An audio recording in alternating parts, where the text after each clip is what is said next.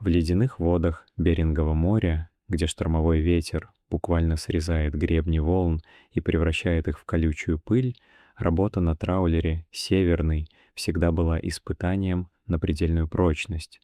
Но тот февральский рейс запомнился команде вовсе не рекордным уловом или поломкой лебедки. Огромный невод, который измотанные матросы вытягивали из свинцовой бездны на протяжении 3 мучительных часов, казался абсолютно пустым и подозрительно легким, словно разбушевавшееся море в этот раз решило оставить людей ни с чем, окончательно лишив надежды на премию. Однако, когда мокрый капрон наконец коснулся обледенелой палубы и замер, из самой глубины спутанной сети донесся звук, от которого у бывалых моряков мгновенно похолодело внутри, так как это был не свист ветра и непривычный скрежет механизмов. В звенящей тишине раздался тонкий, отчаянный и пугающий человечный писк, заставивший боцмана Савельича мгновенно поднять руку, приказывая всем замолчать и не шевелиться. «Иваныч, ты это слышал? Там внутри словно ребенок плачет. Или я окончательно сошел с ума от этой бесконечной вахты и ледяных брызг», — прошептал молодой матрос, невольно отступая назад от копошащейся груды мокрых сетей, которые в свете палубных прожекторов отливали тусклым мертвенным блеском. «Заткнись и тащи нож. Сейчас сами увидим, что за дьявольщину мы подняли на поверхность», — грубо отрезал боцман, хотя его собственные руки, привыкшие к самой тяжелой работе, заметно дрожали, когда он начал аккуратно разрезать запутанные узлы, стараясь не повредить то, что скрывалось в самой глубине Невада.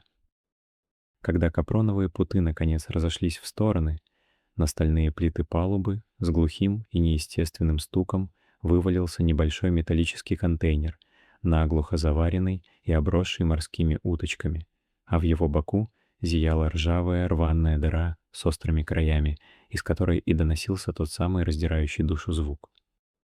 Моряки ожидали увидеть там все что угодно, но когда они направили лучи фонарей внутрь тесного пространства, они замерли в оцепенении, обнаружив там пару блестящих от ужаса глаз и дрожащее тельце крошечного детеныша нерпы, который был едва жив.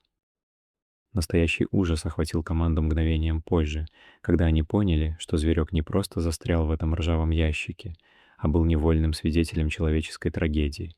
На его шее плотно сидел обрывок ярко-красного шнурка, к которому был прикреплен водонепроницаемый детский медальон с фотографией улыбающейся девочки. Этот контейнер когда-то был частью прогулочного катера, бесследно исчезнувшего в этих водах во время страшного шторма полгода назад, и маленькая нерпа, будучи совсем крохотной, случайно заплыла в пробоину, став заложником железного гроба. Зверь выживал в своей тюрьме все это время только благодаря приливам, которые заносили внутрь мелкую креветку и планктон, и его пронзительный крик, поднятый на поверхность вместе с пустой сетью, был последним сигналом из мира, который давно считался утраченным. Моряки долго стояли в полной тишине, бережно освобождая истощенного зверька от его страшной ноши, понимая, что сегодня они достали из воды не улов, а забытую боль, которую океан все же решил вернуть людям спустя долгие месяцы безызвестности.